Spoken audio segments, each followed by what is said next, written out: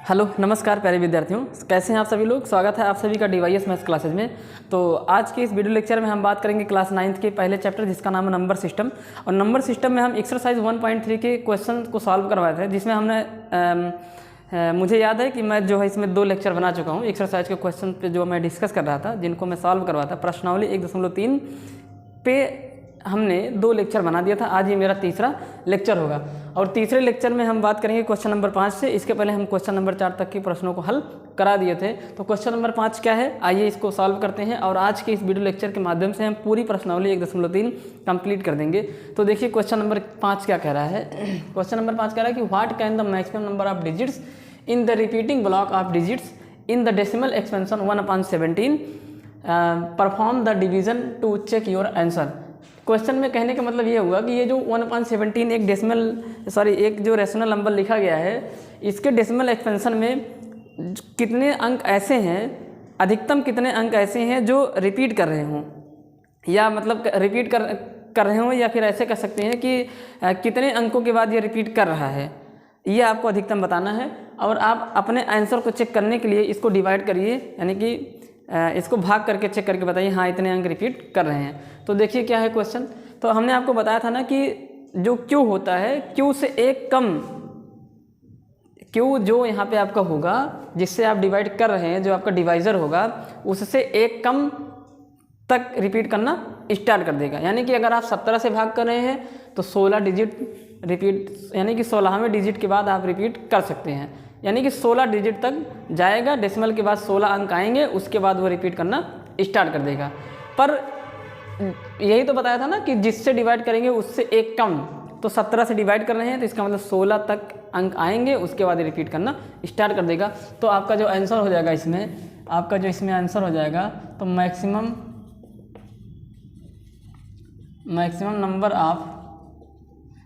Number of digit repeating, यानी कि इन the decimal expansion, यहाँ पे पूरा लिखना पड़ेगा, इन द डेसिमल एक्सपेंशन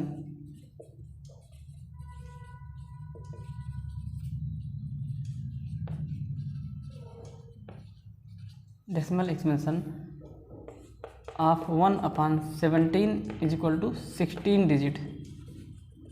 कितने डिजिट्स आएंगे? 16 अंक। यहाँ पे लिख देंगे 16 अंक कुल होंगे जो बार बार रिपीट करेंगे। ठीक, 16 अंक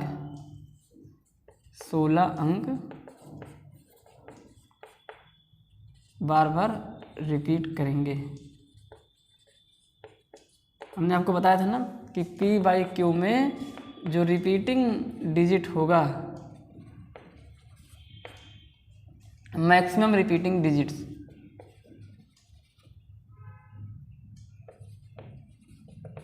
यानी कि अधिकतम पुनरावृत्ति करने वाले जो अंक होंगे वो Q-1 होगा। हमेशा याद रखे रहना, जो Q की वैल्यू होगी उससे एक कम। Q-2 भी हो सकता है, Q-3 भी हो सकता है, Q-4 हो सकता है, पर उसने मैक्सिमम कहा है तो मैक्सिमम हमेशा Q-1 होगा। मैक्सिमम कितना होगा? Q-1। तो ये मैक्स है, इससे ज़्यादा वो रिपीट कर ही नहीं सकता है। जिससे आप डिवाइड करेंगे हमेशा उससे एक कम, उससे छोटा अधिकतम रिपीट कर सकता है, उससे ज़्यादा नहीं कर सकता। अब इसको डिवाइड करके दिखाते हैं हम आपको, क्योंकि उसने कहा भी है कि जो है अपने आंसर को चेक करने के लिए आप लॉन्ग डिवीज़न मेथड का भी यूज़ करें। तो 1/17 का मतलब आप सभी जानते हैं कि आपको 17 की टेबल पढ़नी होगी 1 में। तो आप सब जानते हैं कि डेसिमल लगाना पड़ेगा स्टार्टिंग में ही, ताकि ये 10 बन जाए। और अभी भी नहीं जाएगा, तो इससे ये पता चल रहा है कि 17 अभी भी नहीं गया ना, देखिए 10 हो गया। तो इसका मतलब है कि एक जीरो जो है, यहाँ पर डबल जीरो बढ़ाएंगे तो एक आपको जीरो बढ़ाना पड़ेगा। किसमें? आप भागफल में भी एक जीरो बढ़ाएंगे। अब ये कितनी बार जाएगा? लगभग 17 × 5 = 85 और 17 × 6 = 102, तो 6 बार में ज़्यादा हो जाएगा, 17 × 5 = 85 हो जाएगा। और इसको जैसे ही घटा देंगे 15 आ जाएगा, और 15 आ जाएगा तो इधर जीरो बढ़ा देंगे, दशमलव लगा ही है। भाग करना आपको आना चाहिए, या आता होगा, हम ऐसी उम्मीद करते हैं आपसे। 17 17 7 119, 17 8 136, 17 9 153, 9 बार में ज़्यादा हो जाएगा ना, तो इसका मतलब 8 बार जाएगा। 17 8 136 हो गया, इसको घटा देंगे तो कितना हो जाएगा? 10 से 6 जाएगा 4, और इधर 1 आ जाएगा। कट गया, ये 14 बच गया, 40 हो जाएगा। अब देखिए अब कितनी बार जाएगा, ये देख लीजिए कहीं गलत तो नहीं हो रहा है। 1/17 ही है ना, 1/17 है, 17 पचे 85, 0 बार जब जाएगा यहाँ पे 15 150, 17 8 136,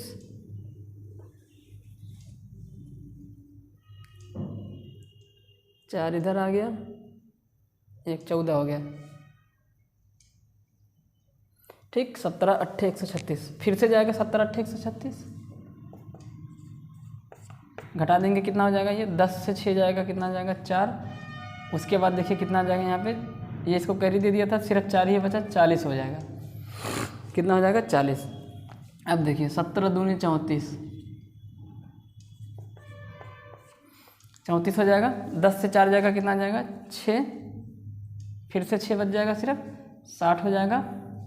फिर जाएगा आपका 17 3 51, घटा देंगे, 10 में से 11 9 कट गया, सिर्फ 9 बचा, 90 हो जाएगा। 17 पचे 85, फिर घटा देंगे, 5 आ जाएगा, 50 हो जाएगा। 17 दूनी 34, घटा देंगे, 10 से 6 जाएगा, 10 से 4 गया 6 और 4 से 3 जाएगा 1, 16 आ जाएगा यहाँ पे। अब 16 में डिवाइड कर देंगे किससे से, 160 हो जाएगा। 17 9 153, कितना आ जाएगा, 10 से 3 गया 7, कट गया, सिर्फ 7 बचेगा, 70 हो जाएगा। 17 पचे 85 ज़्यादा हो जाएगा, 17 चौका 68 हो जाएगा, कितना आ जाएगा आपकी बार 2 20 हो जाएगा। 17 1 17 3 20 30 हो जाएगा। 17 दूनी 34 ज़्यादा हो जाएगा, 17 1 17, तो 10 से 7 जाएगा, कितना आ जाएगा 3, 2 से 1 गया, कितना आ गया 1, 13 आ गया, 130 हो गया। 17 छक्का 102, 17 7 119, 17 8 136, 17 7 119, 17 7 कितना हो गया 119। अब उसके बाद इसको हटा देंगे, कितना हो जाएगा, आ जाएगा आपका 10 से 9 जाएगा 1, 2 से 1 गया 1, 110 हो गया। अब 110 में आपको टेबल लेके जानी है, तो कितना हो जाएगा ये 17 छक्का 102, 17 छक्का कितना हो गया 102, तो 10 से 2 जाएगा, कितना हो जाएगा 8, यहाँ सब 0 बन जाएगा, सिर्फ 8 बचा, 80 हो गया। 17 पचे 85 ज़्यादा हो जाएगा, 17 चौका 68 हो गया, घटा देंगे, कितना आ जाएगा 10 से 8 गया, कितना 2, 7 से 6 गया, कितना 1। जब तक 100 रिमाइंडर नहीं आएगा तब तक समझ लीजिए रिपीट नहीं कर रहा है। 120 हो जाएगा। 17 7 119, घटा देंगे 1 आ जाएगा। अब देखिए घटाने में कितना आ गया 1, और एक बार पहले भी 1 आ चुका था। कितने अंक रिपीट कर दिए, देखिए 1 2 3 4 5 6 7 8 9 10 11 12 13 14 15 16, देखिए 16। अब एक पहले भी तो एक बार आ चुका था, एक में एक बार ऑलरेडी डिवाइड कर दिए थे ना, इसका मतलब है कि अब यहाँ से ये रिपीट करना स्टार्ट कर रहा है। और अब देखिए फिर से अब आप एक में टेबल लेके जा नहीं सकते हैं, तो फिर आपको 2 0 बढ़ाना पड़ेगा, तो फिर वहाँ 1 0 बढ़ाना पड़ेगा। कहिए आपको करके दिखा देते हैं। देखिए अब यहाँ पर 2 0 बढ़ाएंगे, तो इसका मतलब हुआ 17, 2 0 बढ़ाए तो 1 0 यहाँ बढ़ा देंगे, 1 0 क्या कर देंगे यहाँ बढ़ा देंगे, फिर 17 7 119 नहीं 17 पचे 85 जाएगा, उसके बाद 17 पचे 85 जाएगा, फिर सब यही प्रोसेस घूम के चला आएगा, 15 बचेगा 150। इसका मतलब है कि जब यहाँ पे रिमाइंडर 1 आया था, जब आपका रिमाइंडर 1 आया था, तो इसका मतलब है कि यहाँ से जो है अब जो हमारा यहाँ पे जो अंक आने वाले हैं वो अब रिपीट करना स्टार्ट कर देंगे। इस बात को आप समझने की कोशिश करें तो ध्यान से देखिए, यहाँ पे लिखेंगे यहाँ से रिमाइंडर स्टार्ट कर रहा है, यहाँ से शेषफल रिपीट हो रहा है। जहाँ से शेषफल रिपीट होगा उसके आगे जो भी आप डिवाइड करने के लिए टेबल लेके जाएंगे वही आएगा जो पहले आप कर चुके होंगे। रिपीट हो रहा है तो इसका मतलब निकल के आ रहा है। तो ध्यान से देखिए कितने, ये वाली डिजिट अब बार बार रिपीट करेगी, तो इसके ऊपर क्या लगा देंगे बार, तो यही आपका क्या हो जाएगा आंसर। चेक कर देते हैं एक बार आंसर को, देखते हैं सही है कि नहीं है। क्वेश्चन नंबर 5 था 1.3 एक्सरसाइज का ये।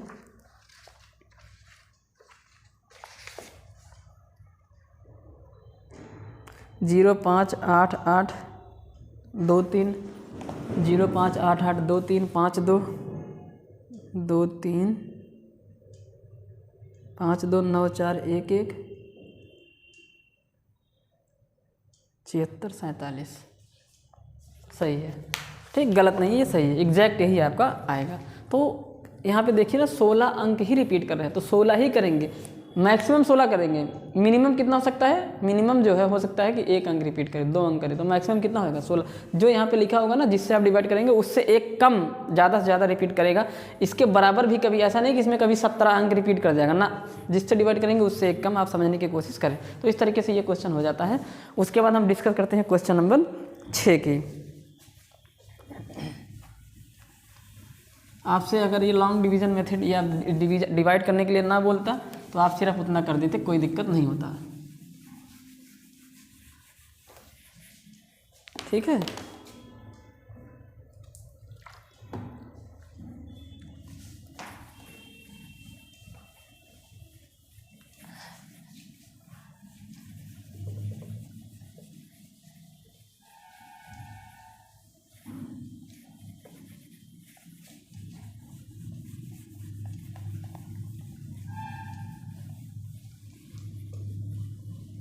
अब बात करते हैं क्वेश्चन नंबर 6 की।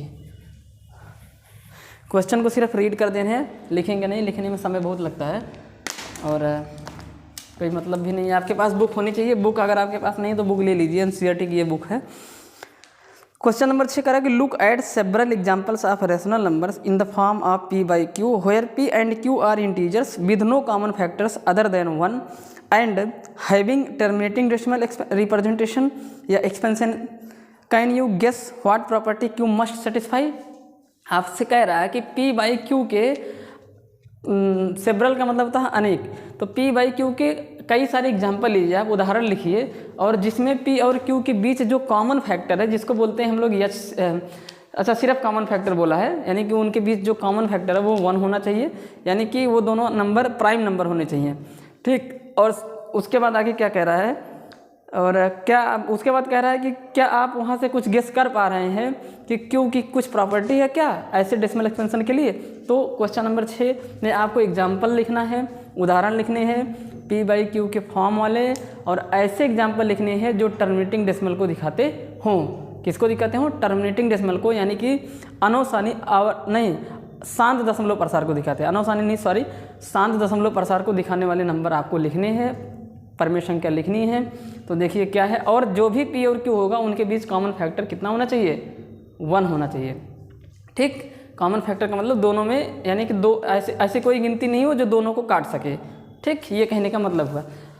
अच्छा, तो देखिए हमने आपको इंट्रोडक्शन वाली क्लास में बताया था कि टर्मिनेटिंग डेसिमल एक्सपेंशन की एक पहचान होती है, अगर q के प्राइम फैक्टराइजेशन में, अगर q के अभाज्य गुणनखंड में सिर्फ 2 आ जाए, सिर्फ 5 आ जाए, या 2 और 5 दोनों आ जाते हैं, तो वो जो p by q के फॉर्म में लिखे गए रेशनल नंबर है वो टर्मिनेटिंग डेसिमल एक्सपेंशन को शो करता है, यानी कि वो शांत दशमलव प्रसार को दिखाता है। तो आपको कुछ एग्जाम्पल्स लिखने हैं, इंट्रोडक्शन वाली क्लास में हमने ये बात बताई हुई है। तो एग्जाम्पल लिख दीजिए, क्वेश्चन नंबर 6 है आपका, और ये इसका सलूशन है।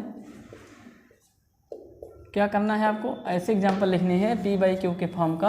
अब जैसे देखिए 3 बटे आप 10 कर दीजिए, एक एग्जाम्पल ये आपका हो जाएगा। क्यों, क्योंकि 3 और 10 के बीच जो कॉमन फैक्टर है वो 1 है, क्योंकि ऐसी कोई गिनती नहीं है जो 3 को भी काट सकता है और 10 को भी काट सकता है। तो 3 बटे 10 हो जाएगा, कामा उसके बाद देखिए 4 बटे आपका 5 हो जाएगा, ये भी है, 4 और 5 के बीच कोई भी कॉमन फैक्टर नहीं है। आपको क्यू में क्या करना है, ऐसी संख्या लिखनी है, क्यू मतलब p ऊपर है क्यू नीचे, क्यू में ऐसी संख्या लिखनी है जो 5 से कट जाए, या फिर 2 से कट जाए, या फिर 5 और 2 दोनों से कट जाए। तो जैसे देखिए यहाँ पे 10 लिखा था, ये 5 से भी कट गया था और 2 से भी कट गया था। ऐसा नहीं है कि यहाँ पे कोई ऐसी दूसरी संख्या लिख रहा हूँ क्यू के स्थान पे जो 2 और 5 से ना कटे ना, या तो वो 2 से कटने वाली लिखो या तो 5 से कटने वाली लिखो, यही उसका मतलब हुआ। उसके बाद देखिए, उसके बाद आपका हो जाएगा कितने एग्जाम्पल बोला है ये, वैसे देखा सेवरल मतलब कई सारे एग्जाम्पल बोल रहा है। उसके बाद जैसे मान लीजिए आप लिख दीजिए 15 बटे 2 लिख दीजिए, 15 बटे 2 भी तो है, 15 और 2 के बीच जो कॉमन फैक्टर है वो कितना है, 1 है, कोई भी कॉमन फैक्टर नहीं है, ऐसी कोई गिनती नहीं जो 15 और 2 दोनों को काट सके। और ये जो टर्मिनेटिंग डेसिमल एक्सपेंशन है अभी मैं आपको दिखा रहा हूँ। और एग्जांपल में लिख देता हूँ, देखिए 2 आने चाहिए बस, यही या 5 का फैक्टर क्यू में होना चाहिए, ठीक। उसके बाद मान लीजिए आप यहाँ पे 7 लिख दिए और यहाँ पे आप लिख दिए जो है 15, 7/15 भी है। ऐसे डॉट डॉट डॉट कई सारे एग्जाम्पल आपके हो सकते हैं, यही आपका आंसर हो जाएगा। अब दिखाऊँ क्या? तो देखिए इसमें हमने क्या बताया था, इसमें हमने बताया था कि P/Q में यदि Q के अभाज्य गुणनखंड में यानी कि प्राइम फैक्टराइजेशन ऑफ Q, ये चीज़ क्लास 10th में भी आपको पढ़ने को मिलेगी। Prime factorization of Q, if prime factorization of Q has 2 की पावर m कामा और 3 की पावर, सॉरी 3 नहीं, और 5 की पावर n और 2 की power m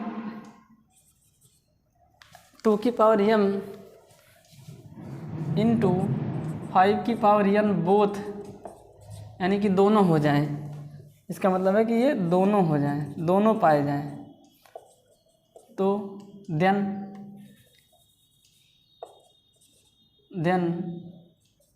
P/Q has terminating decimal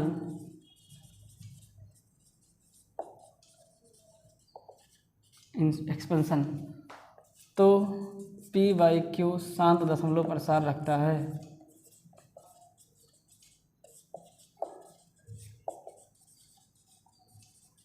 ठीक, ये आपको याद कर लेना है। अब यहाँ ध्यान से देखिए, 3/10 को क्या लिखा जा सकता है?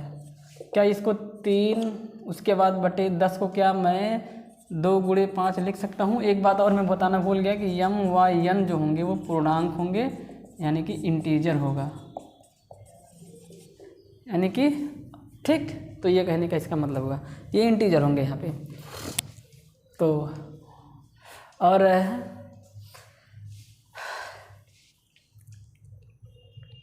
पॉजिटिव इंटीजर कह देंगे, ज़्यादा सही रहेगा। पॉजिटिव इंटीजर यानी कि 0 भी वहाँ पे जो है हो सकता है, 0 भी होगा पॉजिटिव इंटीजर, यानी कि 1 2 3 4। वैसे नेगेटिव तो यहाँ पे चलेगा नहीं, नेगेटिव नहीं हो जाएगा, नेगेटिव नहीं पॉजिटिव इंटीजर होने चाहिए, ठीक है। नेगेटिव जो है गलत कर देगा वो, पॉजिटिव इंटीजर होने चाहिए, 0 या पॉजिटिव इंटीजर। कुछ लोग पॉजिटिव इंटीजर को नेचुरल नंबर भी कहते हैं। तो देखिए ध्यान से देखिए, तो ये है आपका टर्मिनेटिंग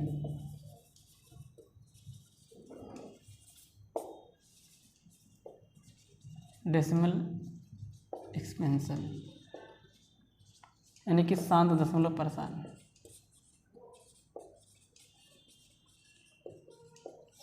ठीक, देखिए कैसे करके दिखा देता हूँ। 3/10 को आप क्या लिख सकते हैं? देखिए एक 0 ना, यहाँ नीचे से 0 हटाएंगे, डिवाइड से 0 हटाता है तो दशमलव का रूप धारण करता है। जितने 0 होंगे दशमलव एक अंक उतना आ जाएगा। अच्छा, क्या 3 में दशमलव नहीं है? आप लोग समझने की कोशिश करिए। अगर आपसे कोई कहता है कि क्या 3 में डेसिमल नहीं है डेसिमल। 3 के जस्ट पीछे यहाँ पे छिपा हुआ है, यहाँ। अब एक 0 है ना, तो तुरंत दशमलव उठ के आगे चला जाएगा, लेफ्ट साइड में जाता है। किधर की तरफ जाएगा? बाएं साइड में चला जाएगा, तुरंत बाएं साइड में ये जाता, मतलब इधर की साइड में जाएगा, इधर की साइड में। तो इसका मतलब है कि यहाँ था, एक अंक खिसक गया, तो 0.03 लिख देंगे, नहीं 0 लिखा गया ये 3। तो देखिए खत्म हो गया, दशमलव के बाद कोई अंक आ रहा है? नहीं आ रहा है। इसी प्रकार से 4/5 को आप देखिए 5 से डिवाइड कर देंगे ना, 4 को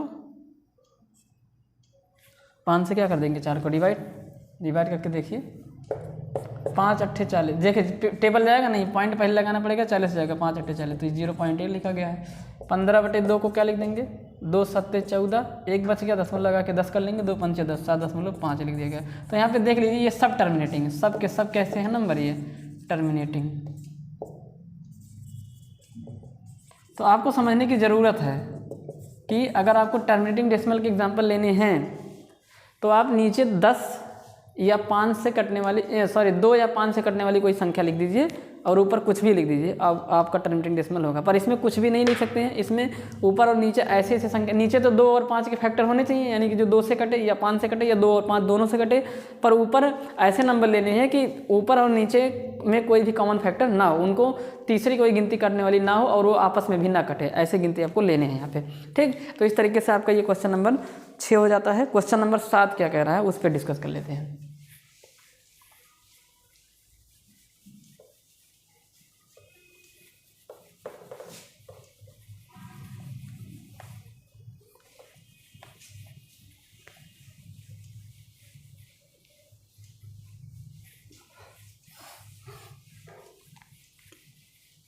चलिए क्वेश्चन नंबर 7 देखिए आप लोग।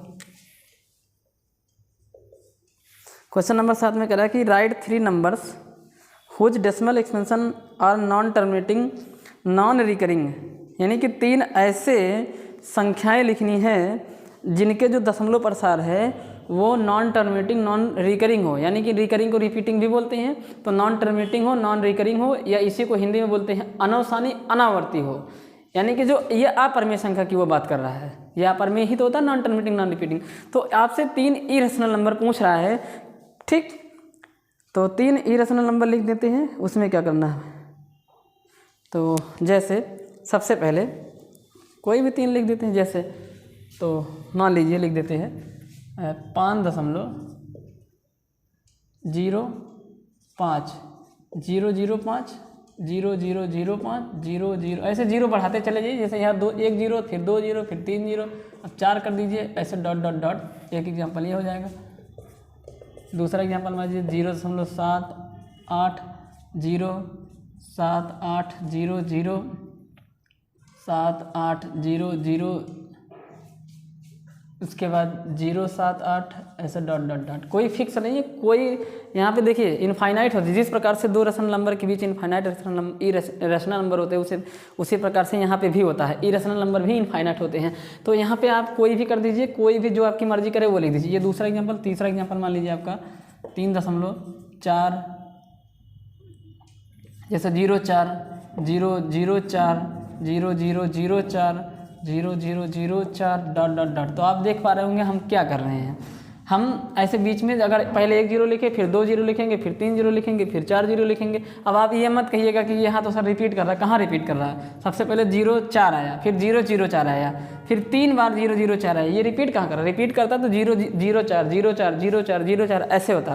तो आपको करना क्या है, आपको सिर्फ यही करना है, कोई भी एक एग्जाम्पल लेके आप उनके बीच 1 0 लगाइए, फिर 2 0 लगाइए, फिर 3 लगाइए, फिर 4 लगाइए, उसके बाद आगे डॉट डॉट डॉट करते हुए चले जाइए। इस तरीके से इसको कर देते हैं। नहीं समझ में आया तो फिर से समझिए। इसे यहाँ पे हमने 7 8 लिख दिया, फिर 1 0 लगाया, फिर 7 8 लिख दिया, 2 0 लगाया, फिर 7 8 लिख दिया, 3 0 लगाया। अगर आप चाहें तो 2 3 लिख के 1 0 लगाइए, फिर 2 3 लिख के 2 0 लगाइए, फिर 2 3 लिख के 3 0 लगाइए। ऐसे करते हुए आप चले जा सकते हैं। तो 3 एग्जाम्पल ये हो जाएगा। अब क्वेश्चन नंबर 8, क्वेश्चन नंबर 8 में क्या कहना है, find 3 different irrational numbers between the rational numbers 5/7 and 9/11। तो 5/7 और 9/11 के बीच 3 अपरिमेय संख्याएं आपको निकालनी है। अपरिमेय संख्या निकालना है, इरेशनल नंबर निकालना है। तो 3 इरेशनल नंबर, यानी कि 3 अपरिमेय संख्या आपको निकालनी है।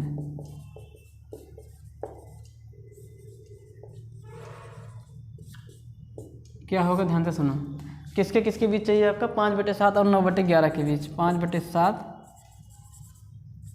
एंड 9/11 के बीच। तो देखिए कैसे करते हैं। एक काम करिए, इसको जो है ना थोड़ा सा डिवाइड करके चेक कर लेते हैं। तो 5/7 को क्या कर देंगे, 5/7 में 7 से डिवाइड करेंगे, 5 को जो नीचे होता है उसी से डिवाइड करते हैं। टेबल जाएगा नहीं, पॉइंट पहले लगाना पड़ जाएगा।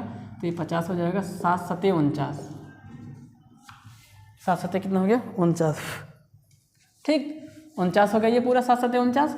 उसके बाद क्या है ना कि घटा देंगे, 1 आ जाएगा, फिर 1 0 बढ़ा लेंगे, फिर 1 बार जाएगा 7 आ जाएगा, घटा देंगे 3 आ जाएगा, 30 कर देंगे, 7 चौक 28, कितना बच गया रिमाइंडर 2, 20 हो जाएगा, 7 दूनी 14, घटा देंगे कितना आ जाएगा 6, 60 हो जाएगा, 7 8 56, घटा देंगे 4 आ जाएगा, 40 हो जाएगा, 7 5 35,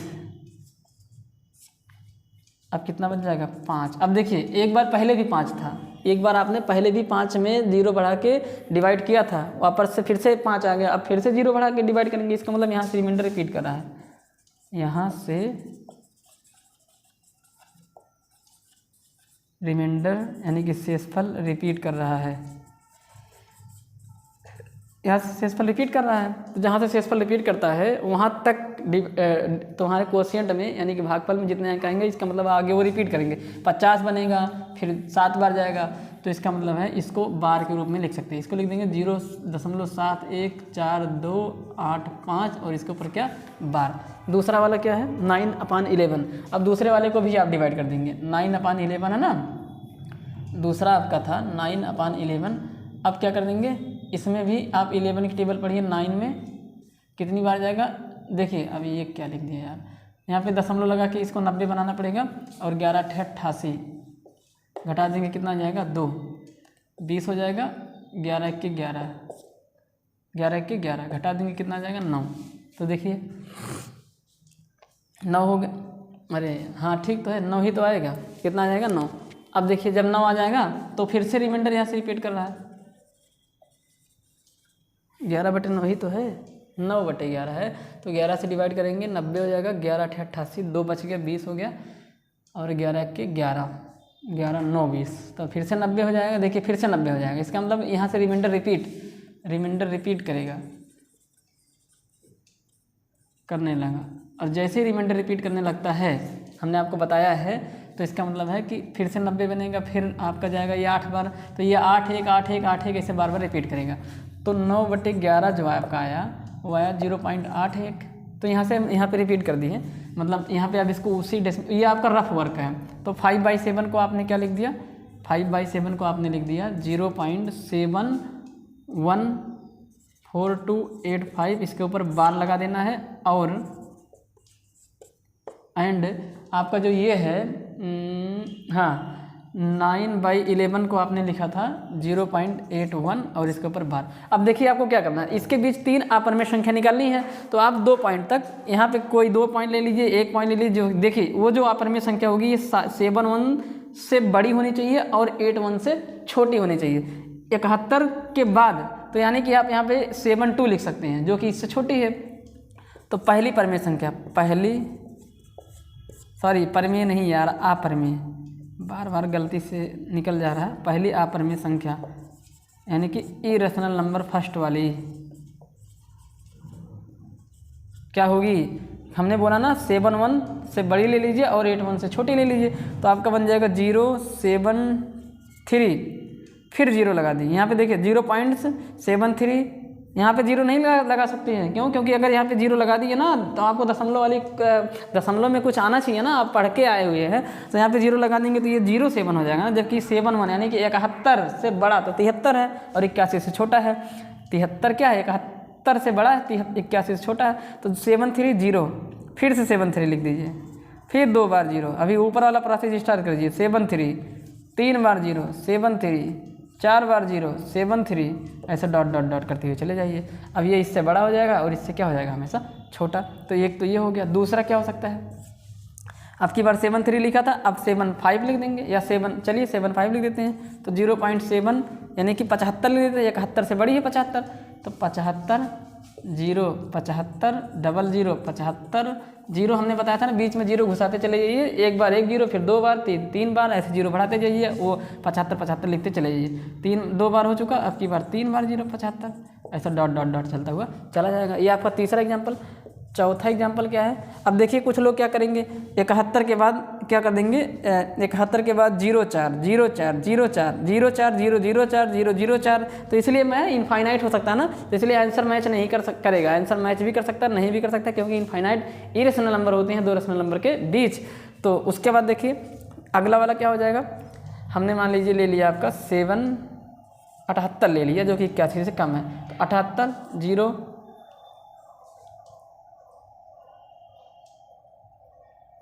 उसके बाद जो है 78, 0, 78, 0, 0, 78, 0, 0, 78, 3 बार 0 करना पड़ेगा, 3 बार 0 करिए, डॉट डॉट डॉट इनफाइनाइट तक। तो इस तरीके से आप निकाल सकते हैं। ठीक, ये वाला जो नंबर होगा वो हमेशा इस वाले से छोटा होगा और इससे क्या होगा, बड़ा होगा। ऐसे आप इनफाइनाइट निकाल सकते हैं। अगर आप चाहें ना और कर सकते हैं, जैसे कैसे 7 8 0, यहाँ से एक गिनती लीजिए 7 8 0 4 0 0 4 0 0 4, ऐसे इनफाइनाइट नंबर कर सकते हैं, कोई दिक्कत वाली बात नहीं है। ठीक, तो इस तरीके से आपका ये क्वेश्चन नंबर 8 हो जाता है। उसके बाद एक और क्वेश्चन बचता है, क्वेश्चन नंबर 9, उस पर भी डिस्कस कर लेते हैं।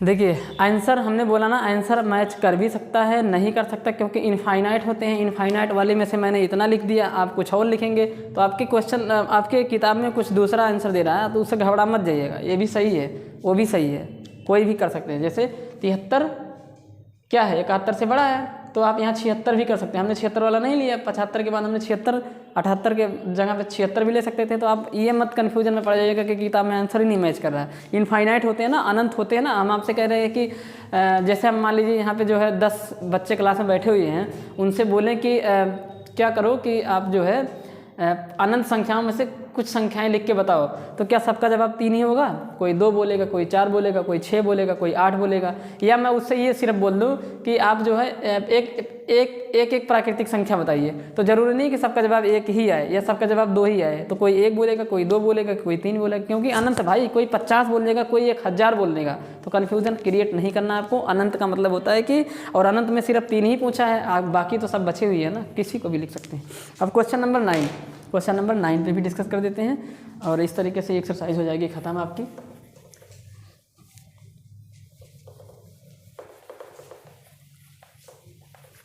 देखिए क्वेश्चन नंबर 9 में क्या कह रहा है,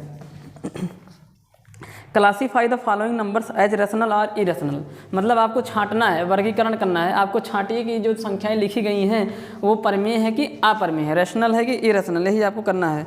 तो क्वेश्चन नंबर 9 में आपको क्लासीफाई करना है, classify the following number, following number rational और इरेशनल, इरेशनल यानी कि परमेय व अपरमेय छांटना है।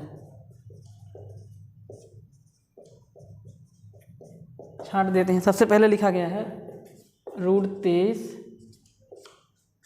दूसरा है रूट में 225, तीसरा है 0.3796, चौथा है 7.478478, देखिए 478 ऐसे डॉट डॉट डॉट करते हुए चला जाएगा। और जो पांचवा है वो आपका ये है 1.10010001। अब आप देख लीजिए, लिखने से ही पता चल रहा है। 0 1 था, फिर 2 हुआ, फिर 3 हुआ, ऐसे तमाम सारे आप कर चुके हैं। इसका मतलब ये अपरमेय संख्या है, लिखने से पता चल रहा है। अब 4 बार 01 आएगा, 5 बार 01 आएगा, ऐसे डॉट डॉट डॉट चलता हुआ चला जाएगा। तो देखिए रूट वाली संख्या में हमने आपको बताया था कि रूट में पहचानने के लिए परमेय है कि अपरमेय है। अगर उसका मतलब वो कंप्लीट, वो अगर परफेक्ट स्क्वायर होगा, परफेक्ट क्यूब होगा, यानी कि रूट में लिखा होगा, अगर उसका वर्गमूल निकल जाए, घनमूल निकल जाए, जैसी साइन यहाँ पे होगी, तो वह परमेय या अपरमेय आप वहाँ से पहचान सकते हैं। तो अगर यहाँ पे देखिए कोई साइन नहीं है, तो इसका मतलब है कि वर्गमूल निकालना है, यानी कि स्क्वायर रूट निकालना है। तो 23 स्क्वायर रूट 23 का स्क्वायर रूट 23 किसी का भी वर्गमूल नहीं होता है। तो इसलिए ये जो है वो आपको इरेशनल नंबर है, ये अपरमेय संख्या है ना, क्योंकि 23 किसका वर्गमूल होता है, किसका स्क्वायर होता है, अपरमेय संख्या, इरेशनल नंबर। तो ये आपका अपरमेय है।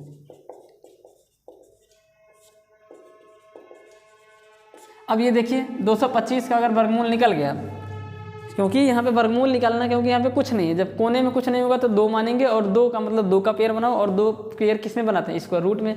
और 225 स्क्वायर रूट होता है 15 का, तो इसका मतलब रूट 225 को हम 15 लिख सकते हैं, और 15 रूट के बाहर आ गया, और 15 को 15/1 लिख के p/q के फॉर्म में कर सकते हैं, इसलिए रैशनल नंबर है, परमेय संख्या है, तो ये आपका परमेय हो जाएगा, यानी कि रैशनल नंबर हो जाएगा आपका ये।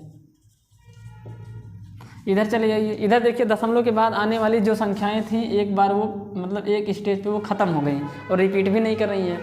और वैसे भी जब ख़त्म हो जाएंगे तो रिपीट क्या करेंगे, अगर रिपीट करेंगे या तो रिपीट करेंगे तो ख़त्म नहीं होंगी, और अगर ख़त्म हो जाएंगे तो रिपीट नहीं करेंगे। तो देखिए ना, दशमलव के बाद 3 आया, 7 आया, 9 आया, 6 आया, आगे ख़त्म, डॉट डॉट डॉट वोट नहीं लगा है, तो ये होता है आपका रैशनल नंबर। ये शांत दशमलव प्रसार है ना, रैशनल नंबर है ये, और शांत दशमलव प्रसार यानी कि टर्मिनेटिंग डेसिमल है ये, तो ये परमेय संख्या है, परमेय संख्या है ये। यहाँ देखिए क्या लिखा है ये, यहाँ पे आपका क्या लिखा है, 7.478 478 478, ये इसका मतलब है कि ये 7 ये जो 4 7 और 8 है ये बार बार रिपीट कर रहा है, इसलिए इसके ऊपर बार लगा देंगे, इसलिए ये terminating decimal non terminating but repeating है, यानी कि अशांत आवर्ती है, या इसी को अनावसानी आवर्ती बोलते हैं। और ऐसी जो दशमलव प्रसार वाली संख्याएं होती हैं जो नॉन टर्मिनेटिंग रिपीटिंग या रिकरिंग होती हैं, उनको हम लोग परमेय संख्या बोलते हैं, उनको p/q के रूप में लिख सकते हैं। तो इसलिए ये जो आपका है ये रैशनल नंबर है आपका, ये रैशनल है, रैशनल है यानी कि ये परमेय संख्या है। कौन सी संख्या ये, परमेय। और यहाँ पे आप देखते ही बता देंगे 0 आया, फिर 2 0 आ गया, फिर 3 0 आया, इनके बीच 4 0 आया, तो जब 0 की संख्या बढ़ती जाएगी तो वह अपरमेय संख्या को दिखाता है, तो ये आपका इरेशनल नंबर है,